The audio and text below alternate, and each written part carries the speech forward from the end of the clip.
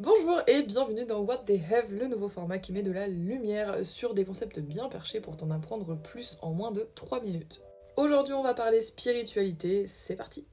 La spiritualité est définie dans le Dico comme tout ce qui est indépendant de la matière, mais aussi tout ce qui a trait à l'expérience de l'âme sur la terre. Tu l'auras compris donc, la spiritualité est une croyance car en spiritualité rien n'est démontré. Alors, commencez pas à me tomber dessus, c'est pas parce que rien n'est démontré que ça n'a pas de crédit aux yeux de milliers de personnes. Juste, bah voilà, il y a rien qui est démontré scientifiquement en spiritualité.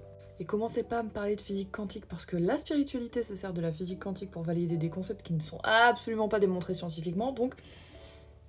Mais c'est pas très grave parce que la science et la spiritualité pour moi sont complémentaires et sont pas du tout amenées à être ennemies. La science explique juste la matrice dans laquelle on se trouve et en fait elle l'explique avec les outils qu'elle a à l'époque où elle les a. Donc peut-être que d'ici 10, 20, 30 ans, 1 million d'années, je ne sais pas, ça sera démontré, mais en tout cas pour l'instant, ça ne l'est pas.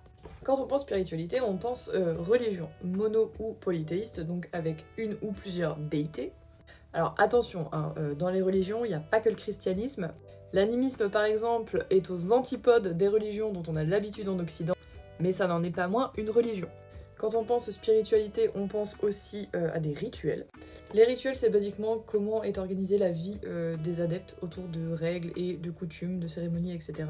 Et perso, je pense aussi aux croyances qui régissent la vie des personnes qui croient en la spiritualité. Mais alors, quel est le but de la spiritualité ? Eh ben, le but de la spiritualité, il a beaucoup évolué avec le temps. Il y a eu une époque où la spiritualité, et notamment les religions monothéistes, faisaient office de règles, de lois, comme on peut les connaître aujourd'hui.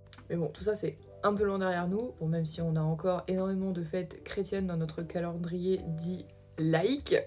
Mais aujourd'hui, la spiritualité, on est tous plus ou moins d'accord sur le fait que ça représente plutôt la quête de soi, le bonheur, la plénitude, etc. La spiritualité travaille aussi sur la quête de sens, et notamment elle tente d'expliquer ce qu'on fout sur Terre. Selon moi, la spiritualité, c'est une manière de mieux se connaître pour accéder à une forme de liberté, que ce soit physique ou mentale, voire psychique. Attention tout de même à ne pas tomber dans une certaine forme de dogmatisme et vous ruiner le cerveau avec tout un tas de concepts qui ne vous conviennent pas. La spiritualité, c'est très cool quand ça sert votre liberté, mais ça peut avoir des impacts sérieux sur votre santé mentale, donc attention quand même à toujours faire preuve de discernement dans les contenus que vous consommez et dans les concepts que vous intégrez. Honnêtement, les dérives sectaires, ça va vite. Et entretenir des dérives sectaires, ça va aussi très très vite. La spiritualité est observée depuis la nuit des temps et aujourd'hui elle sort vraiment du cadre religieux pour devenir beaucoup plus libre et elle amène avec elle de nouveaux concepts et de nouvelles explications sur ce qu'on foutrait plus ou moins ici sur Terre.